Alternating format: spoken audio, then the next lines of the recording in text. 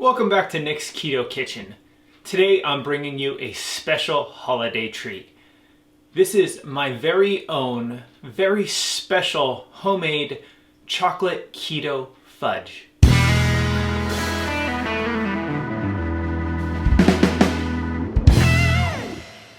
So before I begin showing you this recipe, I want to talk a little bit about fudge in general. Fudge is a very tricky thing to make. It's not simple. There's a couple of cheater ways people go about doing it, but good fudge takes effort, time, and a lot of attention. And as I was scouring the internet trying to find a great keto fudge recipe, I found a bunch of recipes that said simple, easy, delicious, and I found while they were simple and easy, they weren't very good and they weren't really fudge. Most of them ended up just adding a bunch of chocolate to almond butter or peanut butter, and it didn't taste right and it didn't have the right texture. And if you're going to have fudge, I feel like those are the two big things. You have to have the right consistency and the right flavor. So I went about spending many hours, days, and taste testing and putting my coworkers through the rigorous process of taste testing until I had the recipe just right. And now I'm proud to finally be able to share this with the world, share this with all of my wonderful viewers here, and we'll jump into it. Now, as we begin this recipe, it is very important to note that when things get going, they really start hauling butt. So we're going to want to make sure to have everything absolutely prepared right at the beginning, including cutting up our half cup of butter and our 12 ounces of unsweetened chocolate into little chunks right away. So it starts out pretty simple though. So we're just going to take 3 cups of heavy whipping cream. And as you probably know by now, any recipe that starts out with that much heavy whipping cream is going to be good. 1.5 cups of granular sweetener. This is the monk fruit that we like to use. And a teaspoon of liquid stevia. Now the reason we're using both liquid and granular on this recipe is the granular sweetener, while it has a nicer taste and sweetens well, also will affect the structure of our recipe. So if you use too much of it, you're going to have a grainier fudge. We don't want grainy fudge, so we're going to sweeten it and give it good structure right away with the granular, and then give it the little extra sweetness it needs to get to that fudge level with the stevia. At this point, we're also going to get an 8x8 pan and simply line it with some parchment paper. That's going to come at the very end where we're going to need it, but when we need it, we need it. The other thing to note that you're going to want to have on hand right away is your whisk and a spatula. At a certain point, the whisk won't be very good for mixing, so you want this on hand. And you're going to want a candy or a probe thermometer, preferably one where you can set an alarm at a certain temperature. Fudge is very temperature sensitive, so you're going to be watching this a lot through the whole process. But we're going to start now just on the stove with our sweeteners and our cream, and we're going to bring this up to a boil. So the first thing we're going to do is take our mixture and we're just going to throw it on the stove, and we're going to bring this up to a boil, stirring it regularly.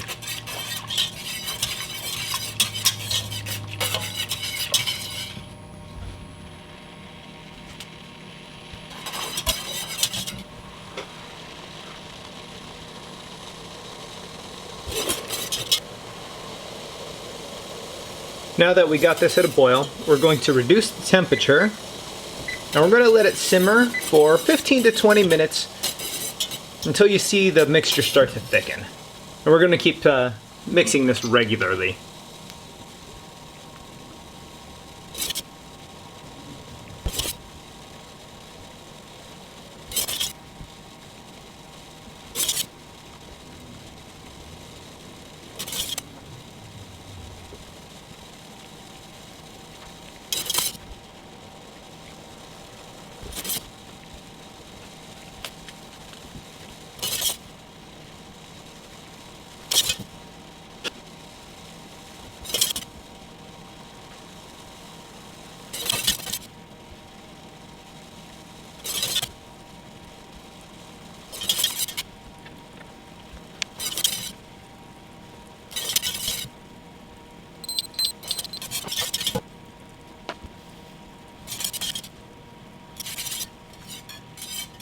Okay, so we're sitting right around 17 minutes, and this is thickened.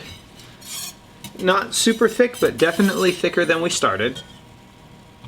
So I'm going to take my chunks of butter and then add them to the mixture. We're going to let them melt. Now the butter is a bit cold, so it's going to cool everything down. We're going to bring it back up to a low boil.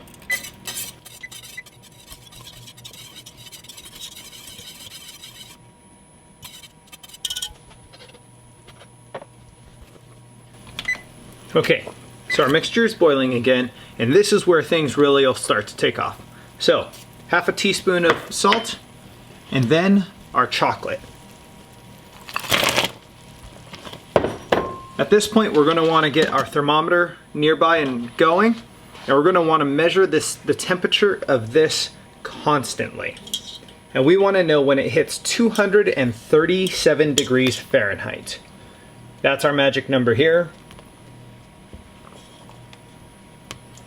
Why 237?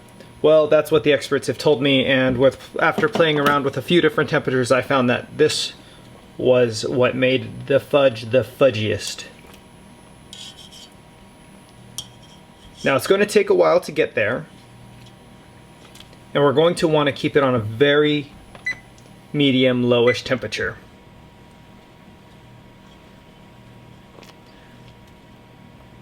During this time, as the chocolate melts, you're going to see the butter start to separate as well. And this is perfectly normal, and it'll be remedied in a later step. But we're going to want to keep it constantly moving. We don't want to burn our chocolate.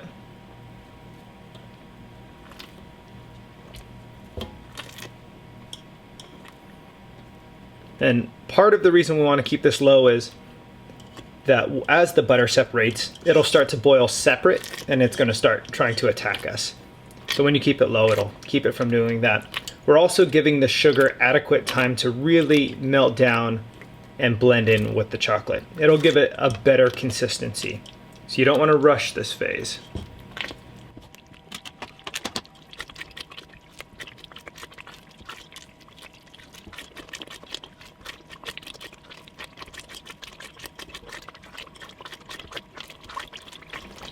Now, an interesting thing you'll see here is that the temperature is going to climb pretty rapidly at first. And then once it gets to about 220 degrees, the growth is going to slow. But you're going to want to keep it on heat. You're going to keep it mixing constantly until you hit that magic temperature.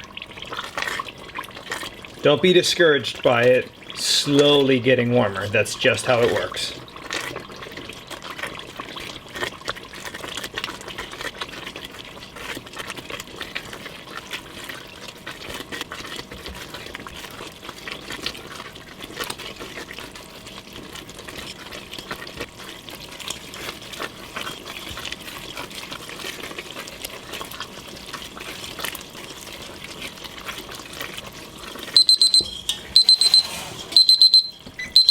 There we have it. We hit 237 degrees and we're immediately off the heat. And we're going to let this cool. Now, as we let this cool, we can cheat a little bit right here by using a water bath. So I filled my sink up with cold tap water, and I'm just going to let it sit in there. At this point, we actually don't want to be mixing this anymore. We want everything to set. We want all our sugar-like granules to sit in the right place, and by mixing it, we're going to kind of disturb the process. So we're just going to throw our probe thermometer in there, and we're going to watch it until it hits 110 degrees Fahrenheit. Now, very important here is, while this is a little cheat that'll help process it, speed up the process, we don't want to throw ice in that. It's going to make it cool too fast, and the setting won't occur properly. So we'll keep watching this thermometer till it's 110 degrees Fahrenheit. So we let our fudge cool down to 110 degrees. Now we're going to add our 2 teaspoons of vanilla.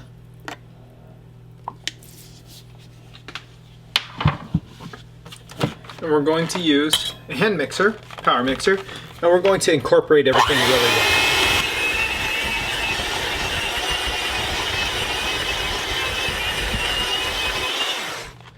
Now, at this point, it's going to look really fluffy and light, but trust me, it's still going to settle down to that normal fudge that you're used to. We have all the butter incorporated back in, and we have that vanilla mixed in. So we're going to take that and we're going to get our 10-inch plate, which we've already prepared. We're going to scoop that fudge right in there.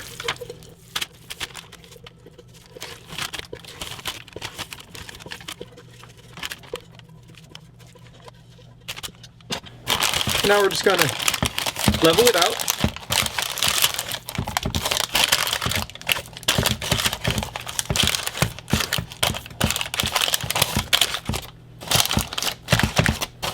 Especially pack it in the corners there, since the parchment's going to try to keep that. You get it as fairly level as possible. This is the time to do it. No other time will you be able to adjust that.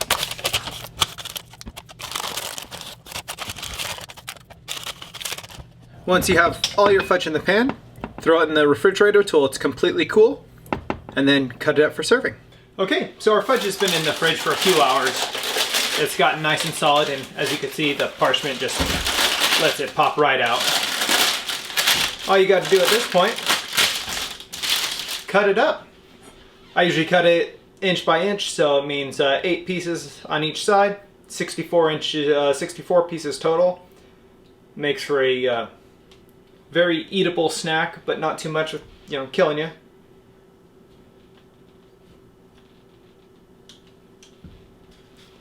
Or somewhere about that. I'm not super specific. And let's be honest, if you want to gorge, you gorge. Doesn't really matter how big the pieces are.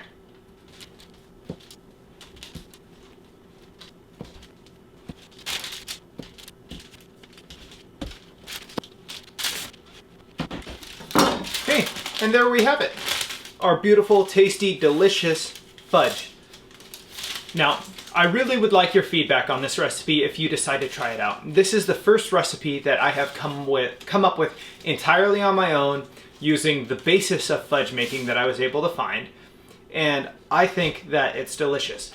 I've had a couple of people give me feedback, but I really want to know what you, as the great keto chefs you all are, think of this recipe. So please comment below, unlike, I don't care, just tell me the truth. Be brutally honest. And thank you very much.